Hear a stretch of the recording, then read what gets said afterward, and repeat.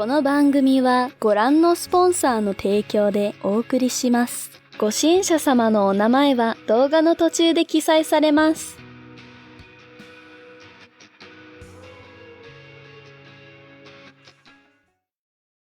Episode 19 opens with Gira's fist slamming into the side of the Mistral mobile outpost, seething "damn it" as he does.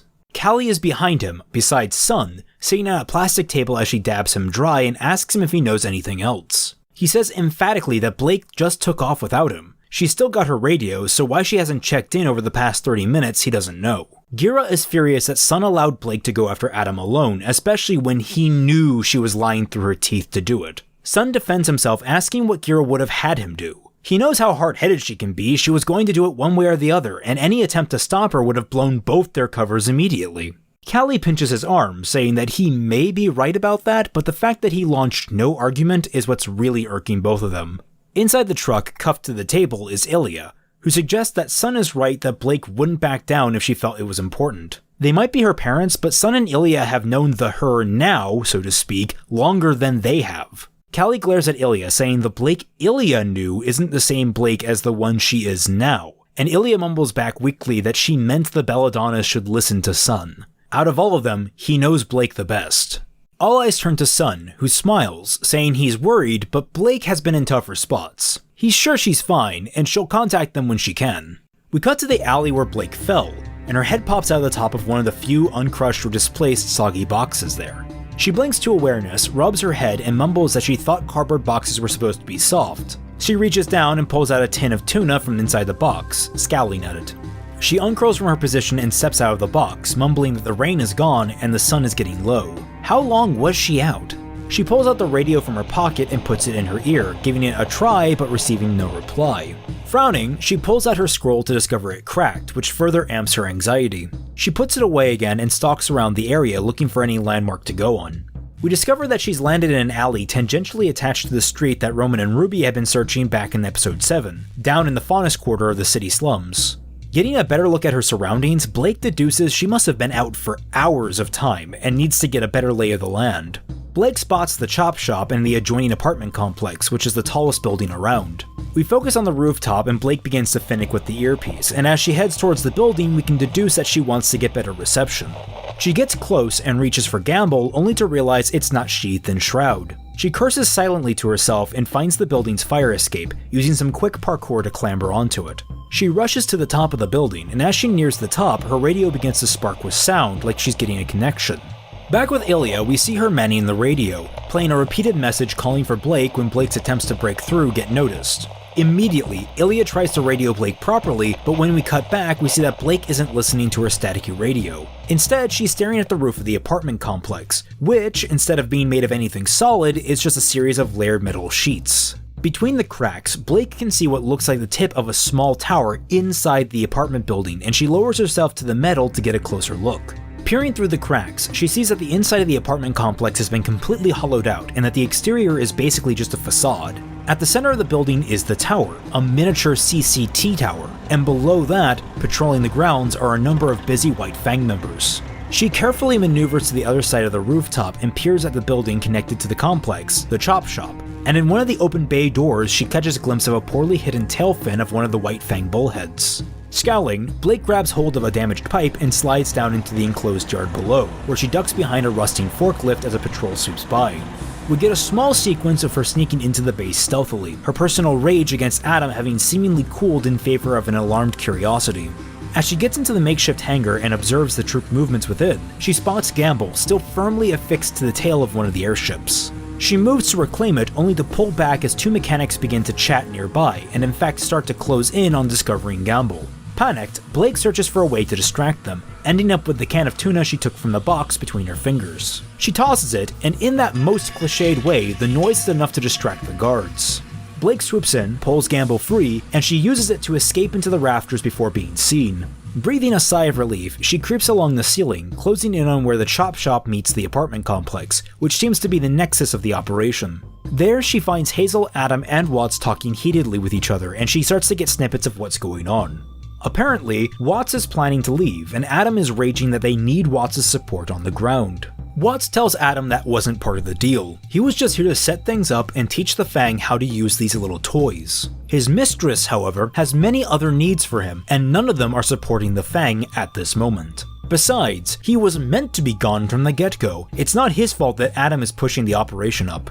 Adam sees that it's not just pushing things up, they've had to completely rework everything. That included burning a lot of bridges in the Mystralian underground that they were planning to lean on when the dust had settled, all just to keep this plan afloat. That means they need to have as many feet on the ground as possible, and that means they need Watts in the chair to make sure everything works correctly.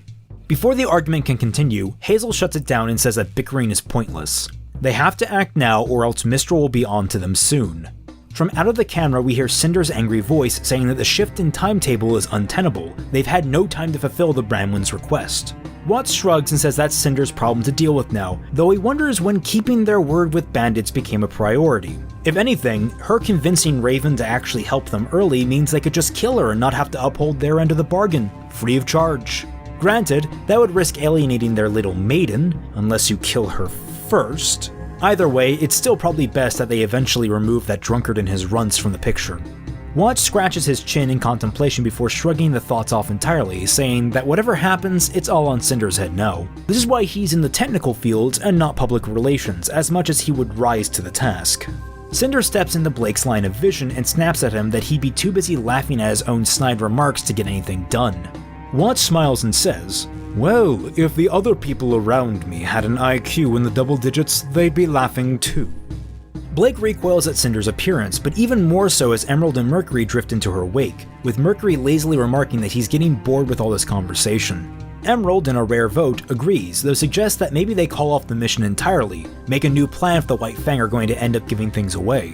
Cinder shuts that down fast, saying she's already burned the last of her rope with the Branwins. Idle threats won't keep them pacified long. They're going to Haven, get the relic, and getting out just before the White Fang do their thing, and no one will be the wiser.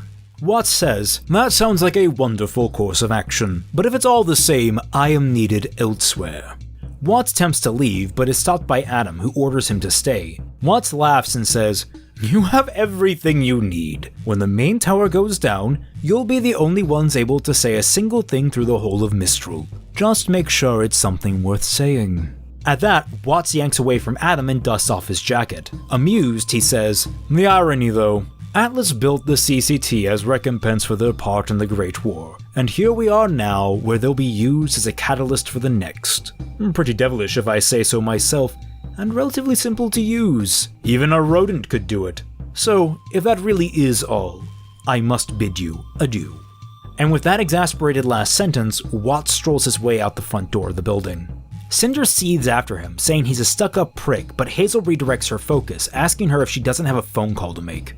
Bitter, Cinder glares at him, but ultimately turns away and pulls out her scroll. And then he turns to Adam and asks if he doesn't have something better to be doing as well. Adam glares at Hazel, but stomps off, shouting orders to the White Fang around him, saying that the CCT isn't going to take itself out.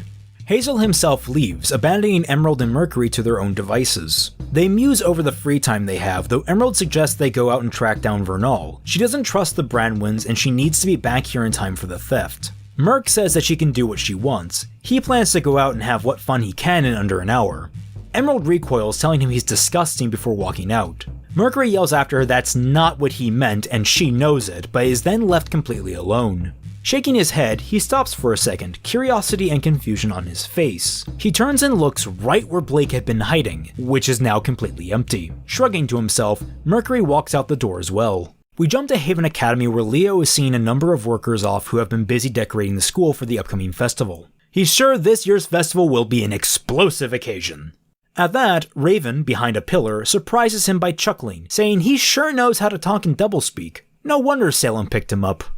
His surprise quickly dies and he addresses her, saying that this conversation is best not done in a public forum, motioning to his office. Raven gives him a glib smile and follows as he goes inside. As she walks through the door, Raven admits she didn't think Lionheart would be the one to turn tail. Surely Ironwood or Theodore would be the most likely ones to betray Ozpin.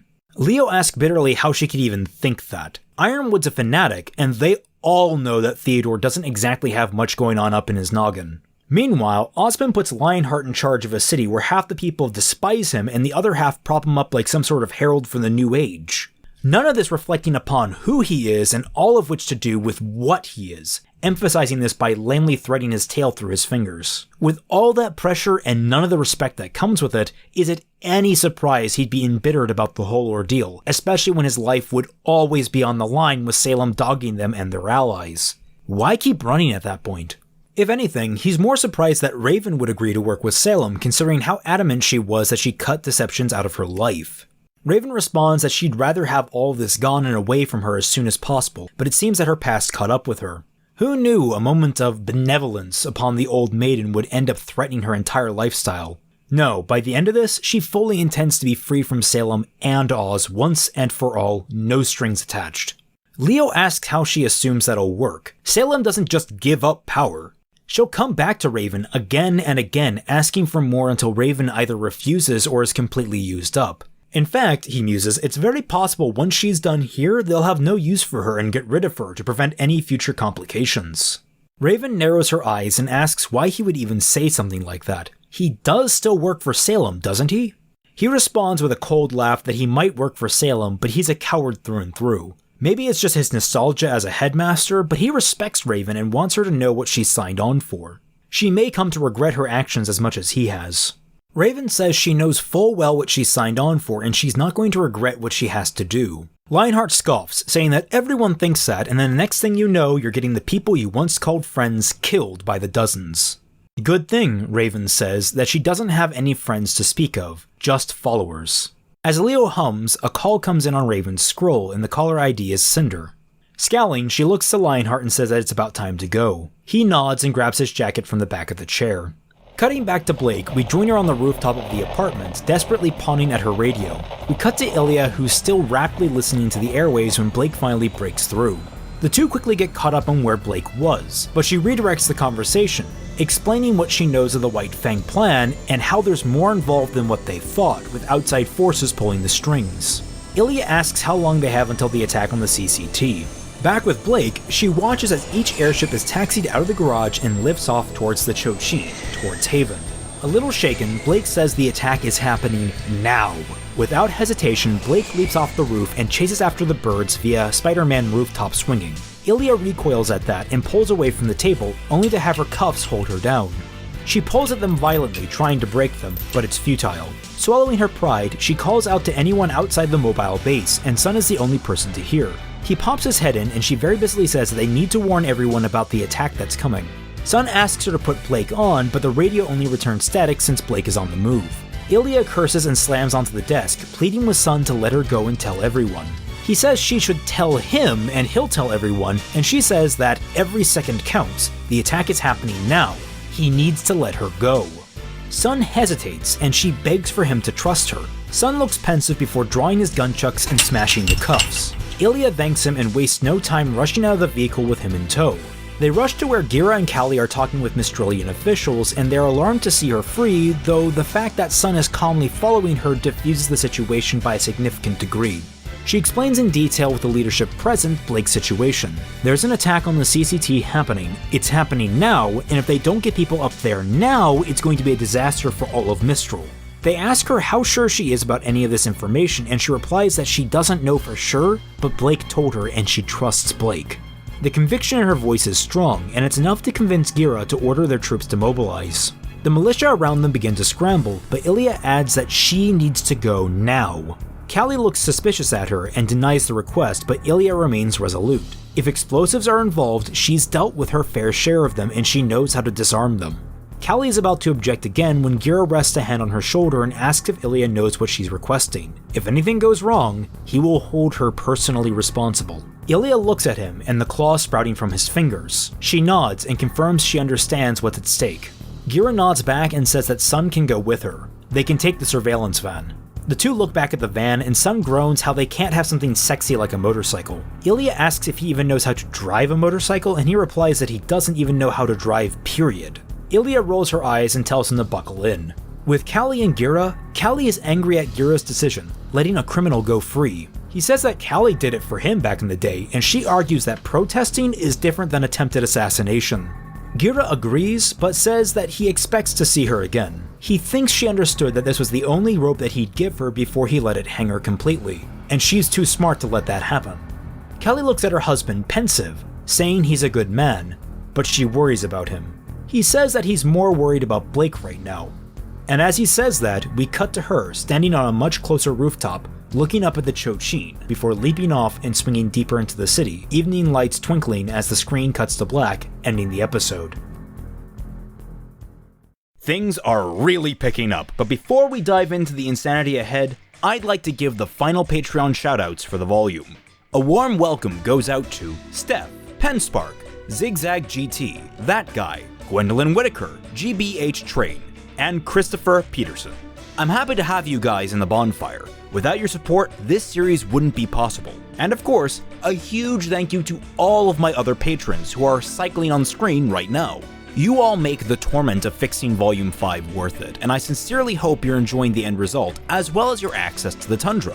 Remember, for $1 or more to my Patreon, you too can get access to the Tundra, the Team Frostbite Discord server, where I, FatmanFalling, Dashy Lee, and other prominent RWBY community members such as the Sketchy Huntsmen are regularly active. Hop in and join us for fun community events such as Bad Fanfiction Night, where I personally oversee some of the best bad fanfiction the internet has to offer.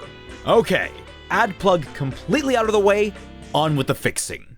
So just like every year prior, the last 2 episodes are one big episode. That's right, episodes 20, 21, and 22 are all one big— wait a minute, that's not right. The screen fades in on the setting sun of Mistral, silhouetting the twin mountain peaks and the enormous Cho-Chin. We cut to inside Leo's office, where Raven's mask is resting on his desk. Beside it, Raven cuts open a portal and Vernal walks out smoothly with a stumbling Emerald. Emerald gripes about how much of a menace Vernal was to keep track of, and Vernal retorts acerbically that she was giving Emerald a little exercise. Besides, no one asked her to be Vernal's handler. Raven eyes Vernal carefully as Emerald takes indignation to that statement, though all fight leaves her when Cinder walks through the door. Emerald runs up to her and Mercury asks what took Emerald so long, earning a disapproving glare. Cinder looks to Raven, then to Leo, the last occupant of the room, and says that it's about time they get started. No more delays. Leo, Raven, and Vernal are quiet as Leo nods and leads them out the door. As they walk through the corridor leading to the hall, Mercury starts to say that he's going to miss being able to walk around the city freely. Not a lot to do at Salem's place. Emerald agrees, shivering at the thought of returning and muttering that that place always feels so dead, and Salem is— Cinder cuts her off, asking, "Salem is what, exactly?" And Emerald immediately curls in on herself, saying it was nothing, her eyes small and beady in fear. Cinder turns back to the front of their group just as voices can be heard emanating from the hall. The group of villains slow, and all eyes fall to Lionheart as it becomes clear the voices are coming from Qrow and his posse. Cinder and Raven nudge their group back into the hall while Cinder demands that Leo take care of the problem. He begins to sweat and says he doesn't know what to do, but Cinder insists that he's the headmaster of an entire student body. Give them detention or something. Swallowing nervously, Leo approaches the main landing, balcony, railing thing.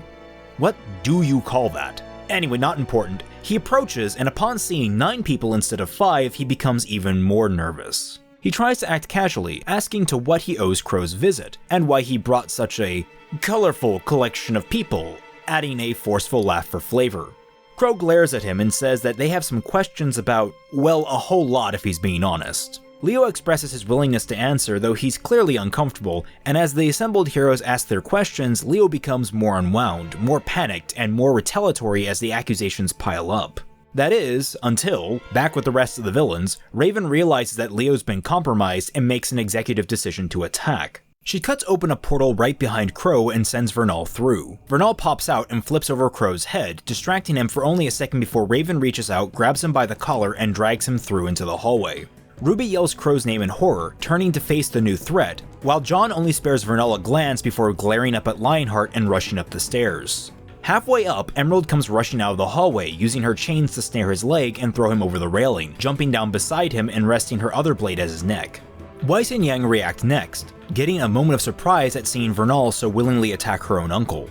It should be noted that Weiss is more shocked than Yang, and Yang is more angry than appalled. However, their attention only remains on Vernal for a second before Yang catches Mercury jumping over the railing at her in the corner of her eye, tanking the blow at the last second and sliding back beside Weiss. Mercury asks if Yang missed him, and he compliments the new Chrome. Really suits her. Yang becomes tunnel-visioned on him, jumping forward and saying she'll break his stilts for real this time, his arms too for good measure. Coincidentally, stilts will be the nickname Yang uses for Mercury going forward.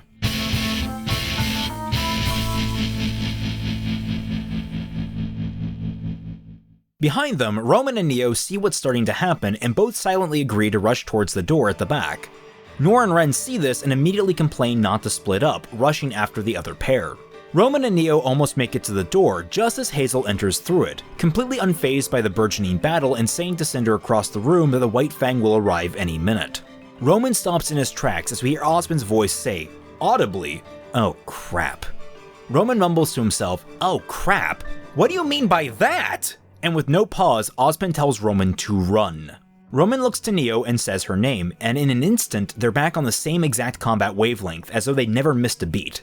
Roman takes her hand and the two vanish into an illusion, leaving Ren and Nora to stare at this hulking mass of a person who now has barred their nearest possible exit. Cinder struts her way out next to Leo and formally welcomes the assorted cast members below. She names each one mockingly. The Schnee, the Bimbo, the Wannabe's little friend, and the Child. This last name is said as she reaches the bottom of the stairs next to Emerald, glaring the whole time at Ruby and saying that they have a score to settle. Ruby carefully aims Crescent Rose and confirms that they do, but she's not the only one. Ruby fires, having been aiming at Emerald the entire time. The shot knocks Emerald off balance, giving John the opportunity to slash at Cinder. Unfortunately, he misses, but he does manage to roll back beside Ruby. Cinder glares indignantly at him, saying he's not worth the air he breathes. He screams, "Worth more than you!" while charging at her, sword raised.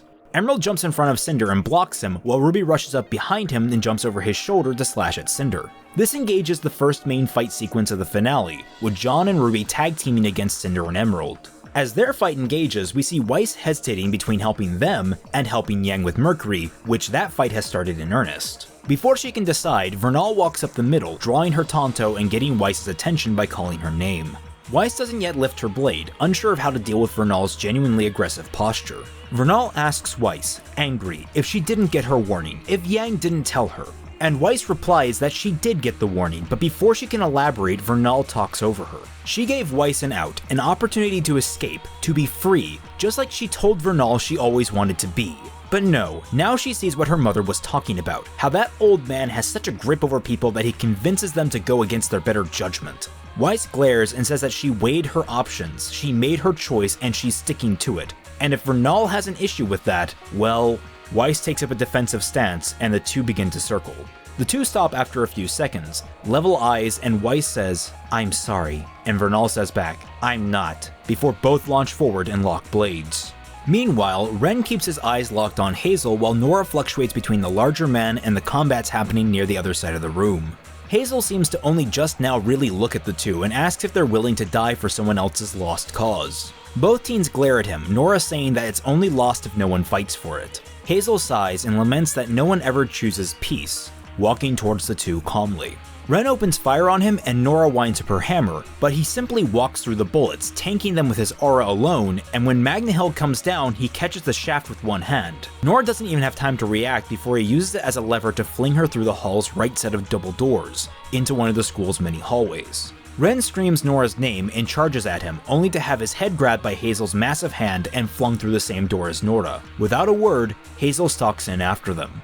The camera detaches from him as he goes through the doors, flying over the rest of the combatants and into the hall leading to Leo's office. There we find Raven and Qrow locked in an absolutely desperate struggle, as neither can quite get the upper hand on the other.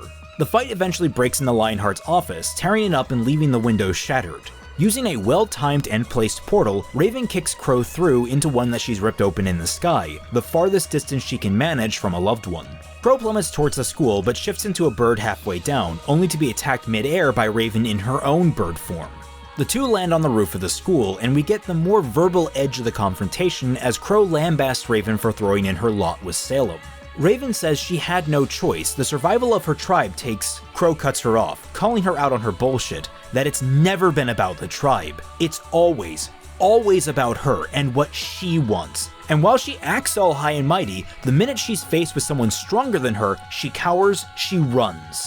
Raven, standing at the edge of the roof by this point, feels the tile slipping under her feet and glares at Qrow, asking if he thinks that if he can keep talking, his pathetic semblance will take care of her for him. Qrow snarls that her pride will do that to her anyway, lifting his blade for a strike. Unfortunately for him, this is when the White Fang arrive, a bullhead with its brights on passing overhead, distracting him just enough for Raven to lunge forward. Qrow steps to the side and ends up on the edge of the roof himself, and her next attack is about to land only for the tiles beneath his feet to slip and send him tumbling off the building. Raven screams and jumps down after him. The camera focus changes from her to the White Fang airship landing in the distance, where Adam is stepping off. He directs his men to start laying charges on the tower and calls for the remainder to secure the perimeter. And once they're done with that, feel free to take whatever isn't bolted to the ground and destroy whatever is. With that, his men spread out, with a few jumping the gun and throwing Molotovs at the nearby dormitories. Adam watches the flames spread, and in the background is Haven's school building proper, where we fade in on the right wing of the complex. There, through the window, we can see Hazel, Nora, and Ren all locked in deep combat. Nora and Ren are mostly on the defensive as their attacks just bounce off of him and no terrain can seemingly slow him down. In fact, at one point Nora puts an entire class of desks between herself and Hazel just charges right through them, flinging them out of the way with wide sweeps of his hands as he goes. Eventually, he corners Nora and moves to gut punch her, only for Ren to jump in the way, and both of them are sent spiraling through multiple walls and classrooms. Nora slams into the far wall, too exhausted to continue fighting, and Ren himself is absolutely out cold, both of them covered in a layer of debris. Hazel huffs in their direction, turning around to walk back into the hall, muttering, "No one ever chooses peace." The camera zooms over his shoulder and back into the main hall where we find Weiss, battling it out with Vernal, both visibly winded at this point while trying to keep up with one another. Unlike the first duel between them, there's no hesitation between either of them to try and kill the other. Vernal in particular is far more feral in her movements, keeping Weiss on her toes and preventing her from casting spells through her glyphs, let alone summon. She attempts to ignite Vernal's powdered dust like before, but Vernal spins away. However, knowing that she would probably predict that, Weiss outmaneuvers Vernal and actually uses the fire dust on her blade to lock with Vernal's, causing the fire dust blade itself to explode. Vernal slams into a trophy case, and this gives Weiss enough time to summon a glyph, which springs Vernal into the air and onto the underside of the balcony above. Vernal manages to right herself halfway up, almost cat-like in how she does, and actually stands on the ceiling for a brief second, locked in place. She conjures a new blade and flings it at Weiss, forcing her to block the blow and release the hold, and as Vernal falls, we focus in on one of the support pillars, behind which we find Roman and Neo, hidden in an illusion. The two are watching and eyeing the door, but Roman remarks that running now wouldn't be classy. Neo looks at him, baffled, but he just replies that if they don't end up helping, there's not going to be much of a city left to return to. The statement is punctuated with loud gunfire and whirling engines outside, making him remark that it sounds like a war zone. We hear Oz try and get Roman's attention, and Roman is curt with the old man, telling him he doesn't have time for platitudes. Instead, Osman says that if Roman wants to help end this fight quicker, he may have a suggestion, if he's willing to enlist the help of his little friend. Roman looks to Neo and seems to listen to an unheard Oz. He then says she needs to trust him and do everything the old man tells her to. Neo looks at him with some level of revulsion and terror, but before she can make any protest, the two have already made the swap. Oz opens his eyes and crouches down to be at eye level with her, instructing her to do as he says. We see John get flung into the pillar next to them, and with that we smoothly transition over to the fight between Ruby, John, Cinder, and Emerald. John drops from the pillar, staggered for only a split second, and then charges right back into the fray. Cinder deftly uses a glass blade to deflect him and sends him tumbling to her side, just as Ruby, dodging an attack from Emerald, rushes up and tries to slash at Cinder. Cinder ducks just in time, but Ruby uses her momentum to hook the pillar that John hit and swing around beside him. Ruby quickly mumbles the phrase, "Rose Knight," and John mumbles it back with assurance. And the two launch forward at Cinder, with John striking first, Ruby spinning around his back to slash at Cinder, John doing the same, and the two effectively whirling around each other in a tango to constantly increase their pressure on Cinder. Cinder, on the defensive, becomes furious and unleashes a wave of wind that knocks both of them back. Ruby immediately uses her semblance to launch back forward, slashing at Cinder and catching her off guard. This is where Cinder's face mask is cut free, but it's also where Emerald does her best to peel Ruby off Cinder. John jumps in the way and blocks the blow, and this is how the fight continues on for another minute, with Ruby attacking Cinder, Emerald defending Cinder, and John defending Ruby. Ruby poses an actual threat to Cinder through her speed alone, and this is where we get to see Ruby using microbursts of speed to dodge attacks that would have otherwise landed. Eventually, Cinder strikes the ground, turning it to a solid sheet of ice, causing Ruby, John, and even Emerald to lose their balance and giving her an upper hand to push back. We follow the ice as it creeps along the wood, stopping only once it runs against the fire radiating off Yang's aura as she goes toe-to-toe with Mercury. This is a much more straightforward fight. Think MMA meets parental issues. Also, there's fire. Yang and Mercury are evenly matched, though Mercury has a much better command of the terrain and skillfully begins to press Yang up the stairs. Yang is so busy focusing on him that she's completely blindsided by a blast from behind, sending her tumbling down into Mercury's waiting kick. She manages to slide underneath it, but the camera doesn't linger, transitioning to her second assailant. We find Lionheart with his freshly redesigned weapon Stalwart, a collapsible shield that can cast multiple types of dust through crystal eyes on the lion, and creates areas of effect by utilizing the projectile spines that connect his dust attacks like tethers. Leo watches the two launch into another volley of attacks, only to send someone behind him. He turns, raising his shield, and is horrified to see Ozpin, completely alive, glaring him down. Leo steps back, muttering that Ozpin is supposed to be dead, and begins to stammer almost incoherently. Ozpin begins to talk to Leo calmly. "Leo, I believe you and I should have some words."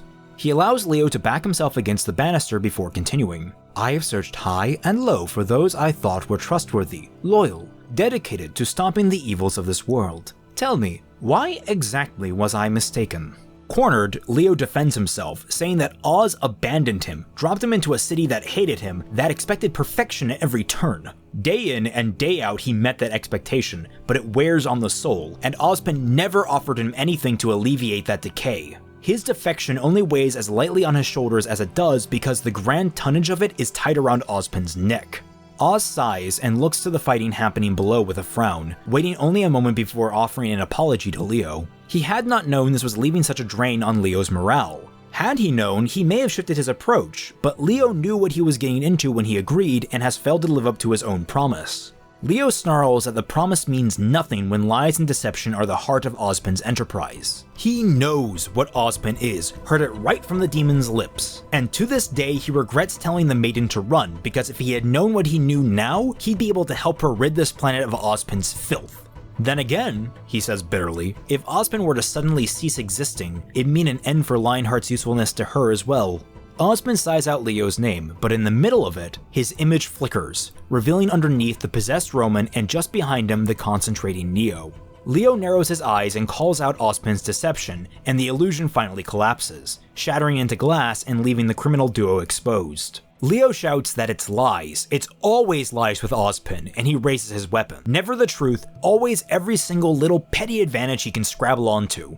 We see Roman blink and suddenly hear Roman's voice instead, muttering that it was worth a shot before lunging out and striking at Leo with Ozpin's cane. Leo parries and we launch to a 2v1 fight with Roman and Neo engaging the headmaster. Lionheart is able to keep pace, but only so much between the relaxed ease of Roman and Neo's symbiotic fighting style. At some point during the battle, Ozpin remarks to Roman that he has training that far surpasses Roman's, and as such would be the better fighter in this circumstance. Roman, mid-fight and obstinate, refuses. As the battle rages, the camera leaves them and drifts down the stairs, past Yang and Mercury, to where Weiss has gotten an advantage on Vernal, but both look the worse for wear.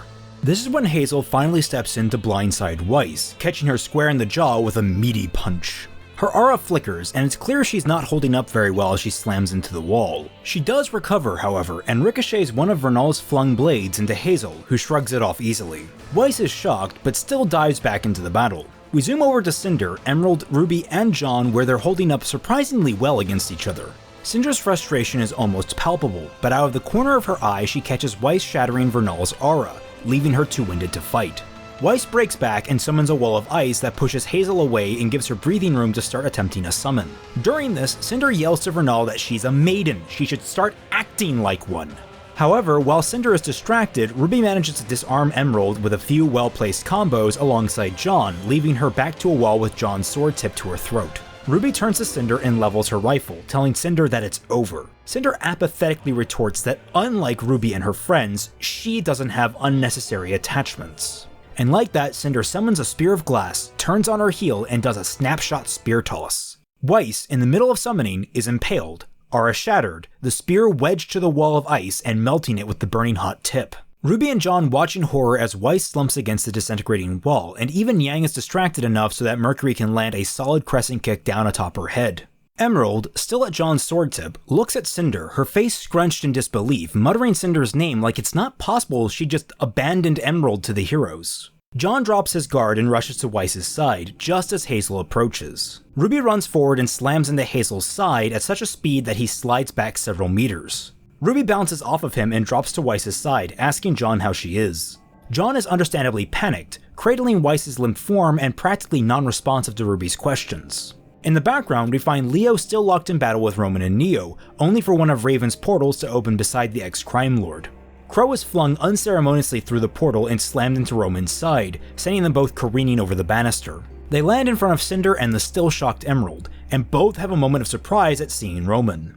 Cinder asks, "Didn't you die?" And Roman retorts, exhausted, "It's a matter of opinion."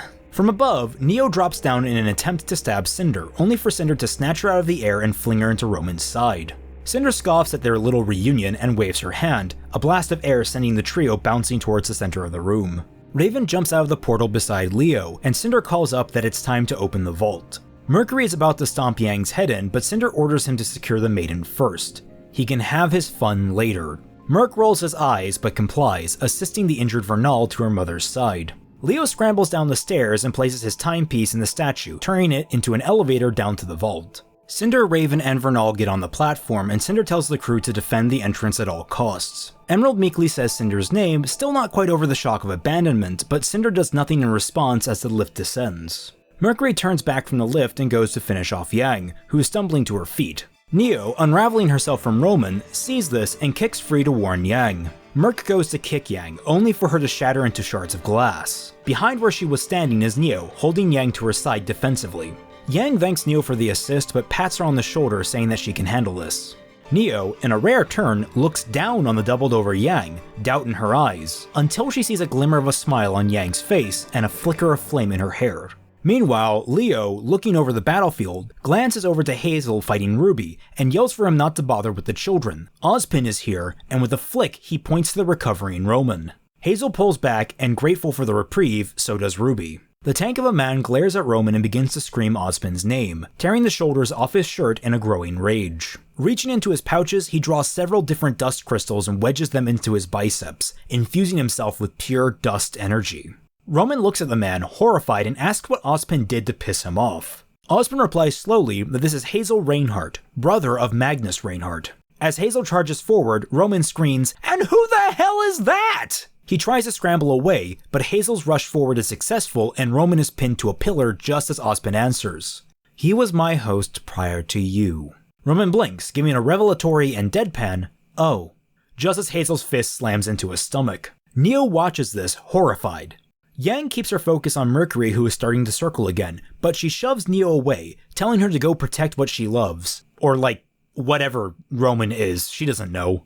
Neo gives a grateful nod and Yang just shouts for her to go as Mercury jumps forward again for round 2. We jump to RWBY watching Neo engage Hazel before dropping to Weiss's side and asking how she's doing. John is beside himself, flailing with his words, rambling, and RWBY tries to calm him down. He grabs RWBY's shoulders, with tears on his face and blood on his palms, and says, "Not Pyrrha, not again," trembling the whole time. And for a moment, the aura around his hands flash white. RWBY is visibly relieved as her aura strengthens, glowing red where he's touched her. RWBY pulls away and grabs his wrists, looking at them in shock, and then down to Weiss. He looks just as startled, and RWBY has to think a moment before she presses his hands down on Weiss's wound, telling John that whatever he just did, don't stop.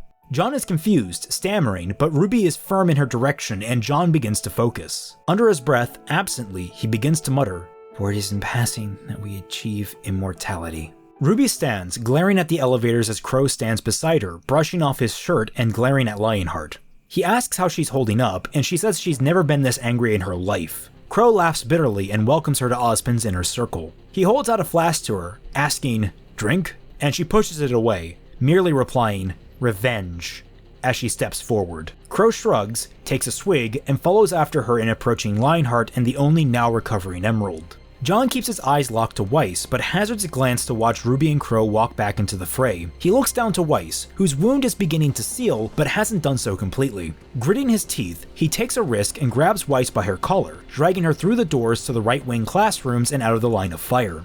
As he gets through the door, the camera zooms past him and out the window where the White Fang are continuing to set the campus alight. Adam watches the buildings burning, drinking in the moment of his victory when 2 Mistralian police officers rush up to the scene, weapons drawn. Only sparing them a glance, Adam waves towards the men and his troops brutally gun them down. The camera pans around the corner of one of the buildings, where Sun and Ilya watch the brutality unfold. Both are understandably horrified, but quietly discuss what to do since they can't take on an entire army alone. Sun puts a thumb to his chin and thinks for a moment, before saying that Ilya might not be very good at taking on armies, but he's got a little more experience in that department. Then, confidently, he stands up. She asks him what he's planning to do, and he says that he's doing what he always does, steal the scene. And with a wink, he runs out into the open, up to a patrol of 2 White Fang members, decking one of them in the face and pulling the hood over the other's head. With a few choice taunts, he rushes away, pulling the attention of the entire congregated force in his wake. Ilya watches him, baffled, before looking at the tower completely resolute. The camera pans up the length of the tower, drifting off into the night sky before darkening and fading into complete opaqueness. It continues to pan up, and now we're aboard the elevator descending towards the vault. Cinder, Raven, and Vernal ride in silence, until Cinder says that Vernal should be more assertive with her powers, saying she'll be the first maiden to open a vault in decades, cheekily adding that she should set a good precedent for all the other maidens. She's making history. Vernal blinks at Cinder, deadpan, saying that she's not doing this for any other reason beyond protecting her tribe, her family. Looking to Raven, she says it's a burden, not an honor, and the two share a knowing look as Cinder blithely remarks that Raven has trained Vernal well.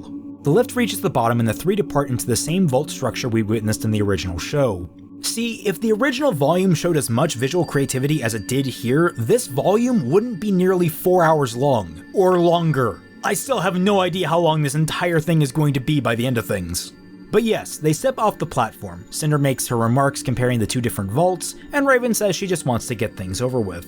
That all said, the camera rises back towards the elevator, and once it passes into the ground, it jumps to the top of the shaft where Ruby and Yang are being pressed away by Emerald and Mercury, and Qrow, Roman, and Neo are facing off with Hazel and Lionheart.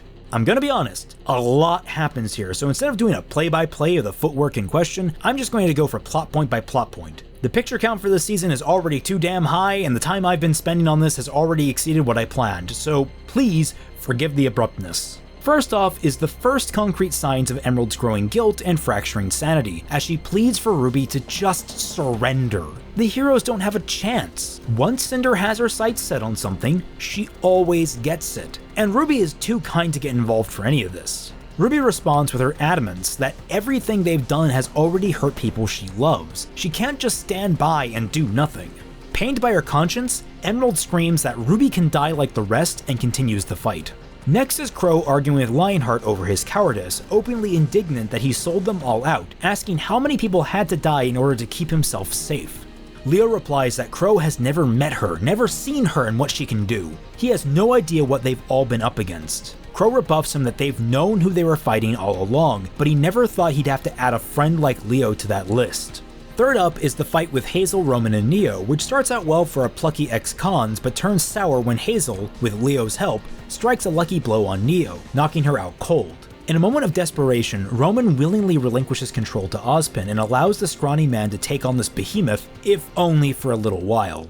With that, we can cut away back down to the vault, where the 3 have approached the massive door. The room comes to life as they get closer, and Vernal smiles warmly as the glowing petals from the tree hit her hand. And this scene, now that we've given Vernal an actual character to work with, is actually perfectly fine as is. Vernal goes to the door, Cinder builds up her taunt to Raven, Raven prepares to stab Cinder in the back, and then Cinder springs her trap by freezing Raven in place and using her grim arm to impale Vernal. Vernal only manages to turn before the claw sinks deep, and Cinder taunts her how unworthy she is of the power of a maiden. Vernal struggles against the arm, but is powerless as she is pushed to the ground. Her struggle fades, and Cinder reacts with shock when she finds no power flowing into her through her arm. This is when Raven breaks free of the ice containing her and declares that Vernal isn't the Spring Maiden. Raven is. And her words are touched with a little bit of a voice crack to denote the rage at seeing Vernal get gravely wounded. Back with the crew up top, we find the battle between Ozpin and Hazel going poorly as Ozpin is thrown into the wall beside the right wing door.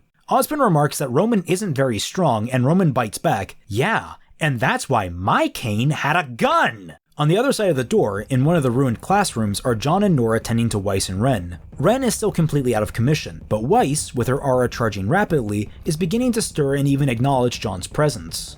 When Hazel approaches to finish Oz off, Nora sees him through the other side of the door and launches forward to protect the entrance. She swings at him, and this is where we get Hazel slamming her to the ground and electrocuting her. He asks Ozpin how many innocent lives must be sacrificed before he is satisfied with his faulty crusade. Unfortunately for him, the electricity fuels Nora and she quickly overpowers him, flipping him towards the entrance to the hall. He begins to stand back up almost immediately, and she asks what it takes to keep him down. Oz, winded, says that Hazel's semblance negates the feeling of pain. It's why he can inject so much dust into his body so frequently. Nora looks at him with indignant rage, muttering in disbelief that he can't feel it? Gritting her teeth, she jumps forward yelling, she'll make him feel it. And with a single supercharged swing, she sends him careening out the front entrance, taking a good chunk of the wall with it. Hazel slides to a stop in the courtyard just as Sun rounds the corner, breathing heavily. He blinks at Hazel, and in a moment of shock and goodwill, asks if the guy is alright.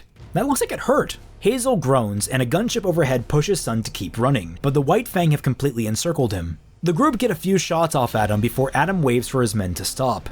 Adam begins to address Sun, saying that it's pathetic faunus like him that have made the White Fang necessary, ones that are willing to sell out their brothers and sisters to humans and perpetuate the enslavement of their kind. Sun puts his hands on his hips and flippantly tells Adam that he needs a vacation in Vacuo. If the faunus are free anywhere, it's there. And hey, the rest of the world isn't far off from that. In all honesty, the White Fang thing just keeps doing more harm than good. As Sun talks, Adam has been getting more and more furious before finally stepping forward, blade drawn, and seething that Sun is as blind as the rest of them. As Adam approaches to kill Sun personally, we hear Blake cry Adam's name from atop a nearby building. Adam and his troops turn to face the threat, and the gunship overhead focuses its light on her. The door guns fire on her, and she ducks and dives down the side of the building, evading the shots as she goes. Adam scowls at her, demanding that his troops kill that traitor. The rest of the troops open fire, giving Sun the opening he needs to escape, but not before slamming Adam over the head with his gunchucks and running away. Adam swings wildly at Sun, but gives up quickly in order to join the pursuit of Blake, walking in the wake of his troops. The wave of White Fang follow closely on Blake's tail, and when she rounds a corner, they stream after her. The camera follows, right into the now arriving Menagerie and Mistral forces. Adam barely rounds the corner and reacts with a raised brow when a Mistralian airship swings in and blows a bullhead out of the sky. We watch as the bullhead spins out of control and flies wide off the top of Haven's campus, and then crashes down into the bottom of the Chochin. A firefight immediately breaks out between the two factions, Blake slipping into the chaos. Adam retreats, fleeing back to the courtyard where he finds the winded but rising Hazel. The approaching troops can be seen closing in, making short work of Adam's forces, and in desperation he asks Hazel what to do. Hazel replies that it's Adam's problem and he should fix it, so Adam does the one sensible thing he knows he should, and sits down to write an entire video series repairing the mistakes that he's made thus far, and this perfectly explains why he's insane in Volume 6.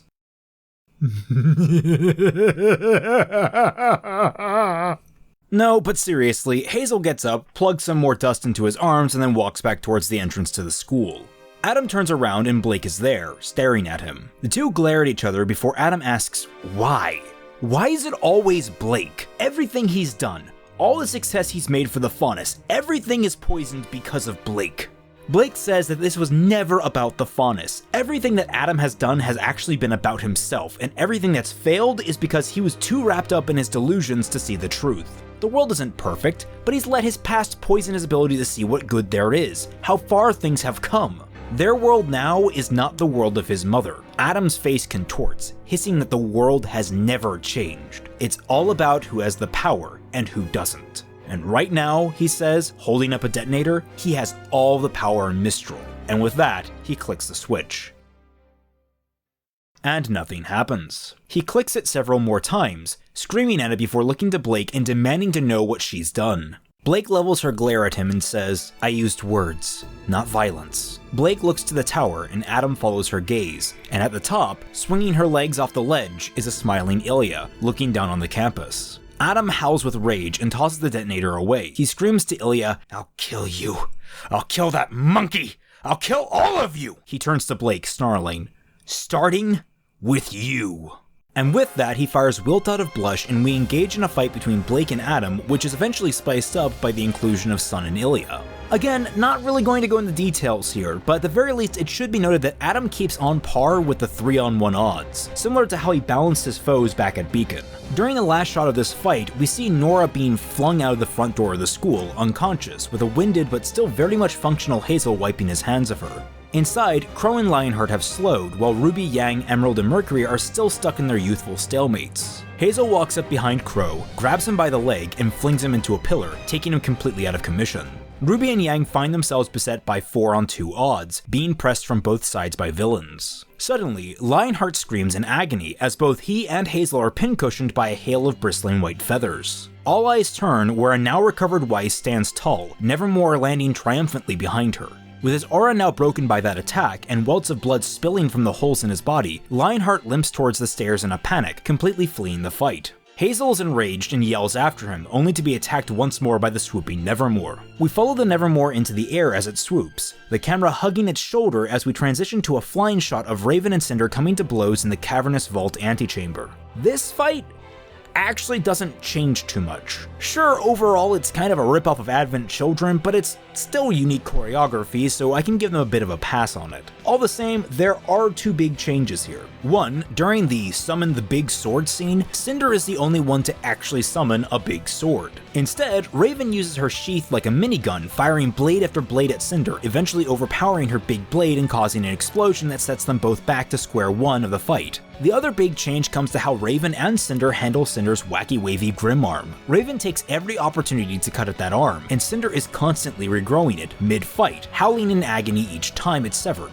This makes the scene where she pins Raven to the elevator grate much quicker, since Raven just cuts herself free and ices Cinder's feet in one motion. The fight continues as it was in the show, right down to Vernal using her last moments to distract Cinder so that Raven can get the final stab in, impaling Cinder up to the hilt. With a scowl of disdain, Raven uses her blade to push Cinder off the cliff, detaching the blade so it'll go down into the abyss. And before all two of you Cinder stands out there think that I just killed Cinder off, she's not dead. Sorry to spoil the surprise, but the writers worked me into a corner with this one. Luckily, I've introduced an element not like one paragraph ago that can be elaborated on to qualify her survival. But yes, we follow the red blade as it falls and use it to transition over to Adam, wielding Wilt, which is glowing red hot with energy from the fight. We only get about half a minute into the fight before Adam catches a glimpse of the last vestiges of his forces being routed, with Callie and Gira leading the charge. The few free survivors of his forces flee towards him as their last bastion of protection.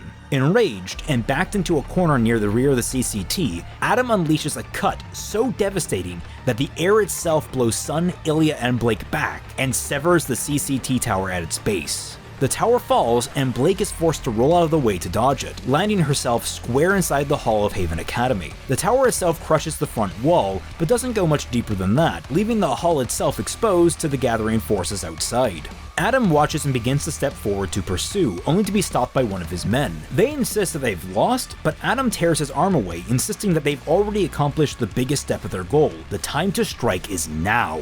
As he begins to step away, four of the mooks look to each other before jumping on him and wrestling him towards the foliage on the edge of campus. He struggles against them, but two solid blows to the back of Adam's head from the biggest mook finishes off his strained aura and knocks him out cold, allowing them to pull him away without a fuss. Back in the hall, all eyes turn to the tower, then to Blake, where Weiss, RWBY, and Yang are all equally stunned. Meanwhile, Mercury, Emerald, and Hazel are all simply confused. The heroes, though probably more surprised, get the edge up when RWBY screams for Yang to go, prompting Yang to get a cheap shot in on the baffled Mercury and sprinting towards the elevator shaft. Emerald tries to stop her with her Kama, but a wall of ice catches the blade, allowing Yang to escape. Down with Raven, she has a quiet moment to mourn Vernal's death before approaching the vault, opening it, and going inside to retrieve the relic. She grabs it with utter disdain, and it's almost as if she's trying to break it with her grip alone. She exits the vault just in time to see Yang land and begin to rush her. With a panicked look to Vernal, Raven makes the cowardly split-second decision to run, using a portal to vanish. Yang reaches the spot a second too late and punches empty air. Cursing, Yang catches her breath and then her eyes fall to Vernal, whose eyes are still open. Silently, Yang stares at the corpse before gingerly closing her eyes and picking up the body. She walks towards the elevator. Up top, the villains are clearly outnumbered and outgunned, especially when the recovering John, Ren, Qrow, Roman, and Neo step in to join the hero side of the bench. Emerald begins to panic as Mercury tries to drag her towards the left wing door. She scrabbles against him, saying, "Cinder's gonna be back any minute, she'll have the relic, she'll save us!" The whir of the elevator captures everyone's attention, and it's not long before the platform reaches the top, with Yang carrying the dead Vernal. Emerald, realizing that Cinder must have lost, has a full-blown meltdown, and as Mercury becomes more forceful in dragging her away, she unleashes the full brunt of her semblance, depicting a horrific distortion of a skeletal, almost ghostly humanoid wraith, leaving all in the room stunned in horror. all except our villains, who recognize the distorted visage and use it as a cover to escape through the left wing of the school. Ren moves to go after them, but falters on the spot, too injured to really keep up. John grabs him and helps him stand, using his semblance all the while. Yang descends the stairs, still in a state of shock over Vernal's death, and as she reaches the bottom, she looks up to find a winded Ruby, dropping to the ground to rest. Dread sinking in, Yang flashes back to when she and Ruby were younger, and cruelly, her mind replaces Ruby with a young Vernal. As the time ticks away, the reality of Vernal's death and what she could have ultimately meant to Yang sink in.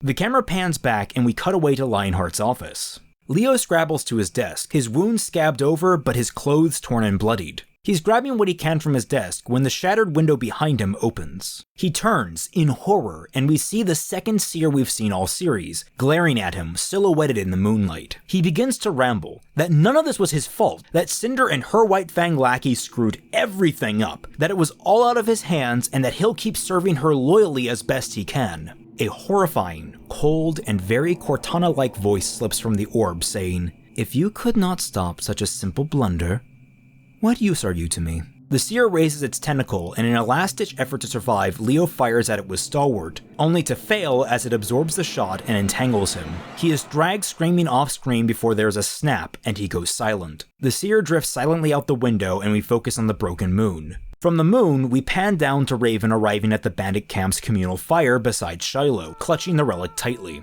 As the portal fades, Shiloh asks where Vernal is, confused. When Raven doesn't respond, he asks again, more concerned, the other bandits around him growing equally worried faces. When he sees Raven's grimace and stinging eyes, he asks, panicked, "Where's Lily?" Revealing to us Vernal's true name, not the name they used to cement the Spring Maiden disguise. Raven begins to walk towards the center of camp, towards the bridge leading to the lake's island, as Shiloh is left in a state of shock. Breaking free of it, he demands that she come back there and answer him. Raven ignores his pleas and shouts back that they'll be leaving tomorrow. She has important work to get done tonight. Shiloh scowls at her before yelling in opposition that no, they'll be leaving tonight. Raven stops, turning to look at him, surprise but also disdain on her face. She tells him that he doesn't want to be doing this right now. In return, he asks what it is she's doing. Leading the tribe? Watching out for everyone's well-being? It doesn't feel that way. Raven seethes that if someone is too weak, they die, as it's always been, and this prompts him to start tearing up, realizing what that means. He shouts that it doesn't mean they abandon each other. You don't just turn your back on family. Strength alone means nothing, and if she wants things to be that way, she can have it. Raven finally turns to properly address him, reaching for her blade, and the crowd gathers in support of Shiloh, all reaching for their own weapons. Shiloh, seeing the brewing tension, is quick to order there be no killing on hallowed ground. It's directed mostly at the other tribesmen, but also to Raven, who still has her hand on Omen. He continues that she doesn't own this tribe, she simply let it, and for all the good it's done them over the years, her leadership has only gotten more and more questionable since those strangers started falling into the camp. Maybe it's time someone else stepped up to lead the tribe, and acting as de facto leader, Shiloh declares that they are leaving tonight, and Raven won't be coming with them. There is silence as not a soul disagrees and no one moves. A few moments later, the tribesmen begin to disperse through the camp, breaking down the last of their equipment. Watching them get to work, Raven shouts, "Fine! I don't need you! You're all just as worthless as..." And she can't even stomach saying her own daughter's name. Fed up, she screams to the sky and marches off to the waters of the lake, towards the islands. We drift to the side, where flowers are growing alongside the banks, and we use those to transition into Vernal's hair, where Weiss is tenderly resting her body on a stretcher separate from Yang. Weiss then notices that Vernal's fist is clenched tight, knuckles even whiter than her paling skin, and she gingerly opens the palm. Inside, she discovers Weiss's poorly shaped bear carving. Weiss, tears dripping from her eyes, closes the palm and stands.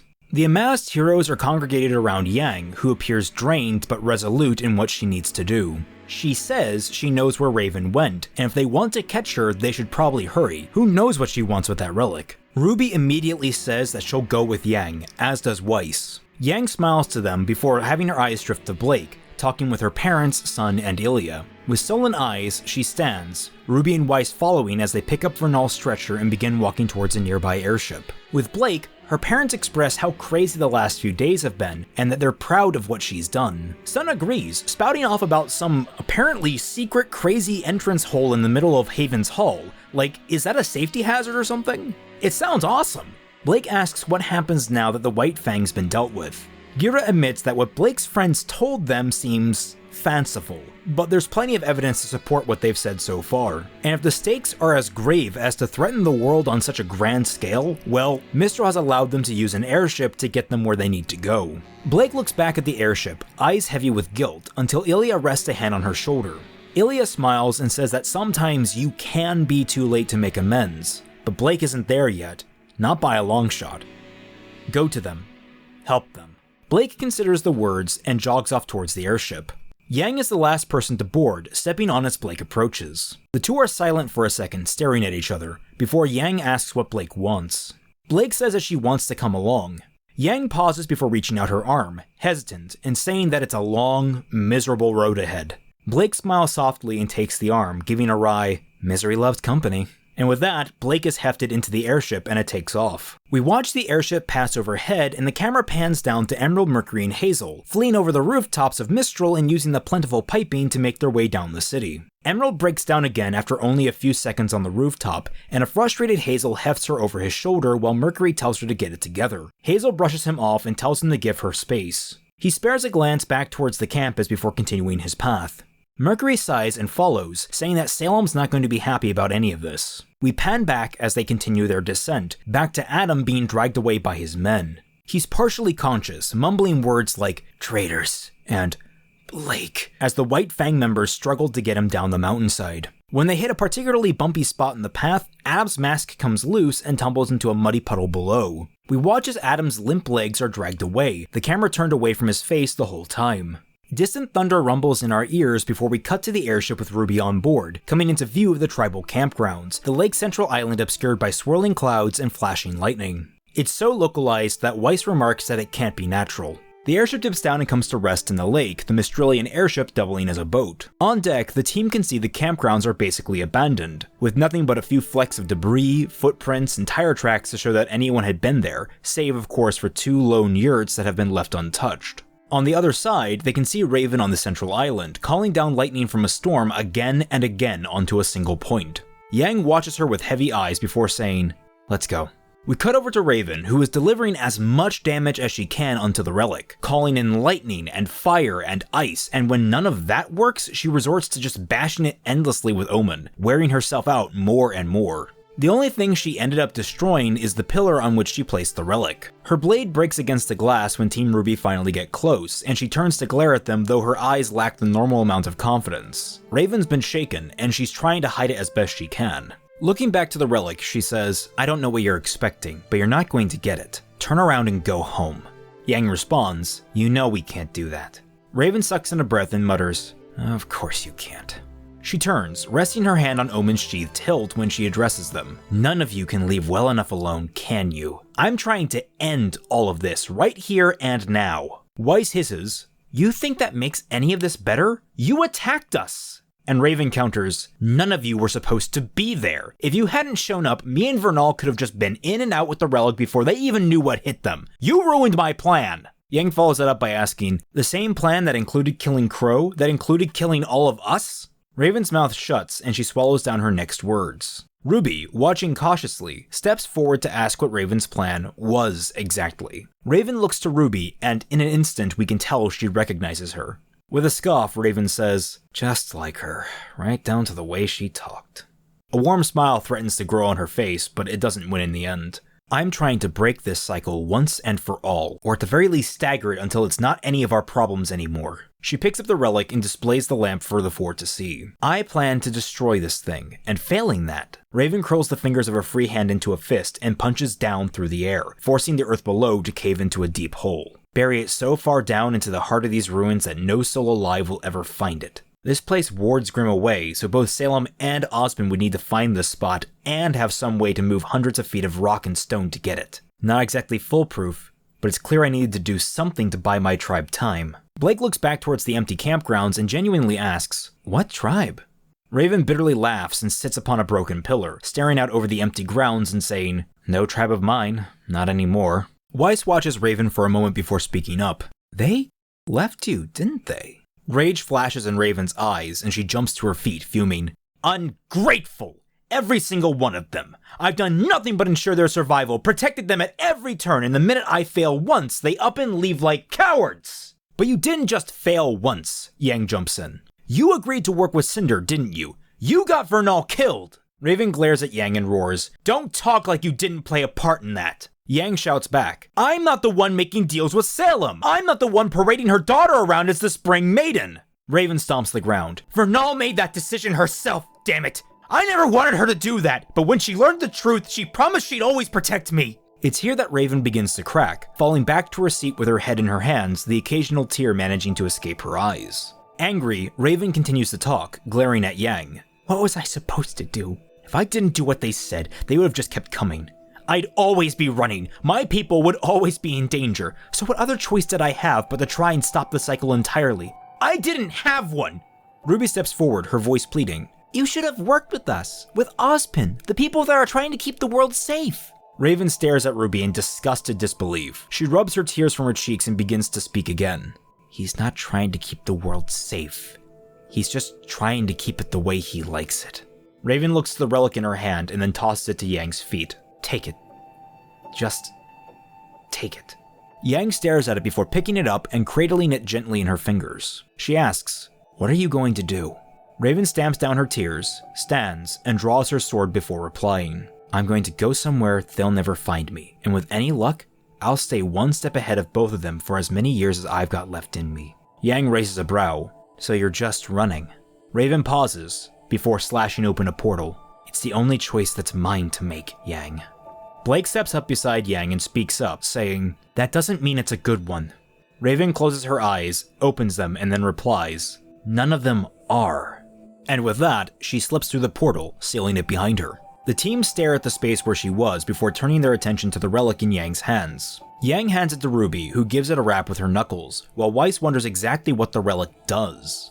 Ruby says they can ask Ozpin when they get back to Mistral, but Yang cuts in that before that, they have one last thing to do at the ruins, looking back to the airship. We cut to the island on the lake blanketed mostly in flowers, all waving gently in the night's breeze. Vernal's body is laid to rest among the flowers, arms crossed, eyes closed, and her fists still curled around Weiss's bear statue. The four stand around her, pensive and lost in thought. Ruby asks if they should say something, looking to Weiss and Yang. Weiss shakes her head, choked with emotion. Yang, however, does speak. "I'm sorry. I know we got off on the wrong foot, and honestly, okay, it was on both of us, really. But still, sorry, I regret how little time we had together. How I wasted it being petty with you, ignoring you. I wish I'd have been an actual sister to you." And with that, Yang goes silent, nodding to Weiss. Weiss nods back and draws Mirtonaster, clicking the cylinder into place and allowing a gray glow to encompass the blade. Stabbing it into the ground, a jut of solid stone encompasses Vernal's body, creating an impromptu tomb.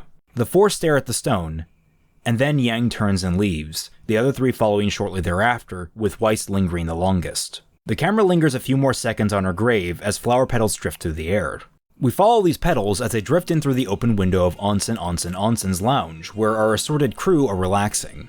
Roman is sitting in place, allowing Neo to dab his bruises with medication. After a moment where she's a little too rough, he snatches the applicator and proceeds to playfully apply medication to her wounds in return, laughing sadistically and asking if she likes a taste of her own medicine. Neo squirms and his tone becomes slightly more grounded, telling her to sit still so he can do it right. Qrow watches them with a look of disgust, taking a long swig of sake as Ruby and Weiss sit down next to him with trays of food. Ruby remarks that it is kind of a strange sight to see, and Weiss concurs but also says they shouldn't bother the two. After all, no one complains when Ren and Nora do something weird. At their mention, Ren and Nora appear with their own food trays, laden with much more than Ruby and Weiss. Nora slams hers down and asks who's ready for the best post-fight eating competition on the planet. John walks up behind them and sits down himself, asking Nora to slow her roll. They've already gotten kicked out of this place once, they don't need to ruin the goodwill they've been given now. Ren smiles to John and says that somehow he doesn't think that'll be much of an issue this time around. All eyes drift to the middle of the room, where our camera has tactfully avoided showing the remains of a bullhead tail that has become wedged inside the spa's main lobby. Ruby just remarks that still, it was awfully nice of them to give them a group discount. With a hard cut, we jump to the actual onsen of the spa, where Yang is resting her eyes, soaking up the water. We hear Blake ask for permission to join her, and without opening her eyes, Yang gives a hum of approval. Blake slips into the water to Yang's right, and the two just sit there, basking for a short while. And then Blake speaks. She says she's sorry. For everything. For getting her hurt, for running away, for just leaving Yang and the rest of their team behind. She didn't mean to hurt them, to hurt Yang, but she did, and she's done making excuses for it. From now on, she'll be there for Yang, for the entire team. If they'll take her. Yang is silent, eyes still closed as the words hang in the air. And then Yang pipes up that it's been almost a year. Blake is confused, but Yang elaborates that it's been almost a year to the day from when Beacon fell. A lot has happened in that time, and she's had time to think things over. Finally, opening her eyes, she looks to Blake and says that she understands. Sort of. She doesn't know why Blake ran, maybe she'll never fully understand that, but she knows what it's like to feel something you can't control, and how it makes you do things you regret. Yang gives a self-deprecating laugh and says that her anger issues are still a work in progress. But the more important thing is that she's working on it, and she's trying to fix it. And from the sounds of things, Blake is too. Blake nods solemnly and looks into the middle distance, saying she doesn't want to run, not again, not from what's important to her. Yang gives a full smile and closes her eyes again, saying, "Yeah, we wouldn't want anyone accusing you of being a scaredy cat." Blake's ears pin back, but she smiles as she slaps Yang's shoulder. Oh my god, that's awful! From the next wall over, Ruby can hear the laughter between the two as she walks out onto a patio that overlooks the whole city below. Roman is leaning against the banister, staring pensively into the horizon and smoking a cigar. As Ruby approaches, he starts talking. "You know, Red, when I was a kid, my best friend and me, we'd play hero and princess all the time." He pauses, dashing the cigar into an ashtray before quickly adding, "I was the hero, she was the princess for the record." Ruby cheekily says, "I didn't want to assume." He smiles at her and shakes his head. "We'd play all the time, swinging sticks like swords and slaying imaginary dragons. But what's the fun in being you? So we made up little names for ourselves. Names like Roman Torchwick." He takes a long drag of his cigar and lets the smoke linger as he exhales. "After I left home. I never expected to wind up in one of those stupid stories, or that they'd end up being so terrifying." Ruby quirks an eyebrow at him, leaning against the railing to get a better look at his face. "What are you talking about?" Roman looks down to her with sunken eyes. "I talked to the old man about that thing we saw. That was her, Red. That was Salem." Ruby blinks, the horror slowly dawning on her. Roman smiles warily and says, "Yeah, I know. Give me an imaginary dragon any day." And with that, he takes a long drag of his cigar before planting it firmly in the tray. We cut to black, and the credits roll. In the after credits, we get the shot of Ty back at his house with Raven's feather drifting in the foreground, just like in the original volume. What is that, like the third or fourth time I've actually said that this whole script? Right at the very end, too. Yeesh. Ty gives a look that reads, "Oh god, not this crap again," and we cut to black. Bip, bop, bam. Volume done! This has been an incredible volume, both for the best and for the worst. I've had some of the highest highs and some of the lowest lows, and somehow I always knew Fixing Volume 5 would be just that. I dreaded going into this fixing. Volume 5 is the black sheep of RWBY for a reason. And though many consider it usurped by the likes of 7 and 8, I don't foresee myself losing as much sleep over those as I did over this one. And in all fairness, I couldn't have done this alone. Unlike other years, I've actually worked with the members of the Sketchy Huntsmen to flesh out my scripts, and build the world out in a new, interesting way. Mistral was an untapped playground they were all excited to get their hands on, and I think we came away with some of the most interesting locales in the RWBY universe to date. Combined, I don't even know the total number of images we had for this particular volume. If it hasn't hit 4 digits, it's probably damned close. We got a wonderful spread of different styles and expertise, experiments and collaboration that I hope make things easier going into Volume 6, and models from a 3D design team that sped up even my ability to make quick little one-off images for the volume. Likewise, I was both excited and intimidated to see several of the artists go all in on animating sections of this volume, and though comparatively small to the overall runtime, I think the animated segments added more punch to things where we needed them. Don't get too used to the animations though. They're staying small and strategic. I have no plans currently to make this a fully animated production for a number of reasons. I know I'm going a little long on this segment, but there were over 47 artists working on this volume, and I'm trying to give them all enough time that their credits don't scroll by too fast. There's also a link to a Google Doc in the description of this video that lists each artist and all of their socials. Please, I beg you, please support the artist. They volunteered their time and effort into this project. They bled and sweat, almost probably literally at times, and I want to give them the biggest promotion that I can. They're all incredibly talented and they've all done excellent work, and I can't recommend all of them enough. Please, check out the links and give them your patronage. Similarly, I need to give special thanks to FatmanFalling for being the beta reader of the script for Volume 5. He helped me buff out several issues with it, and though he wasn't happy with it overall, quote, "It's still Volume 5, that's the problem," unquote, he helped me refine it to a point that I was happy. One more personal shout out to Moderately Entertained, who I'm still pretty sure maintains some version of the Adding Flavor to Remnant spreadsheet. It's a great little resource that I and the Huntsmen have gone to a number of times when generating ideas when we were stuck, so we'd love to see you guys contribute as well. Getting near the end here, I'd like to thank each and every one of my patrons. Without you guys, I would be a drooling mess right now with no will to live. If you're not already a patron, I implore you to consider throwing just $1 my way to help keep the lights on around here. Finally, I want to thank you, the viewer. How many people are willing to sit down and watch a 4 to 5 hour long series fixing just one volume of an obscure internet serial? Let alone all of you who have watched since Volume 1. You guys are frankly awesome, and I'm really excited to hear what you all think of this volume now that it's done. Please leave a comment down below, and I'll be sure to read out and answer the most interesting ones, comment or critique during a follow-up livestream. Or streams. We'll see what happens. Also, don't forget to like and subscribe. Feed that hungry YouTube algorithm.